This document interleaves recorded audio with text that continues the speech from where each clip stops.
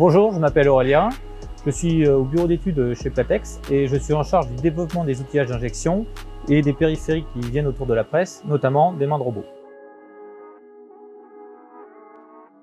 On travaille avec 3D Prod pour la réalisation des pièces en impression 3D.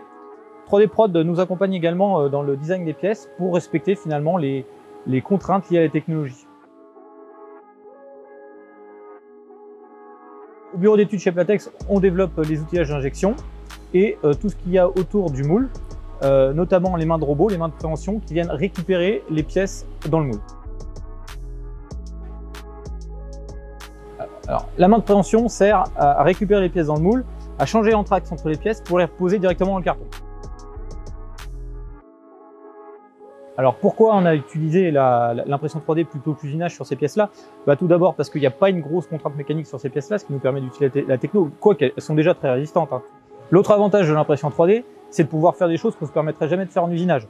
Par exemple, là, on s'est permis de venir faire des petits supports pour les tuyaux d'air, ce qu'on n'aurait jamais pu faire en usinage. Un autre avantage de l'impression 3D, c'est aussi son délai de réalisation. Une pièce comme ça, on l'a à peu près en moins d'une semaine. Une pièce usinée, du même genre, c'est plutôt un mois.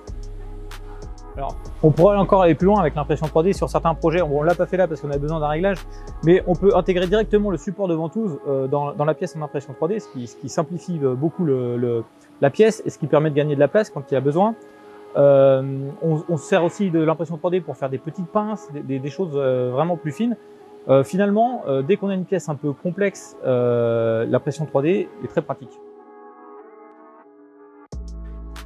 Sur certaines pièces, on peut diviser le coût de fabrication par 2 ou voire 3 en passant en impression 3D. Sur une pièce en impression 3D, ce qui va faire le coût, c'est surtout la quantité de matière qu'on va mettre dedans. Et sur l'usinage, c'est le nombre d'opérations qu'on va faire. Donc sur des petites pièces très complexes, en fait, le gain il peut être encore plus important parce que finalement, il y a assez peu de matière.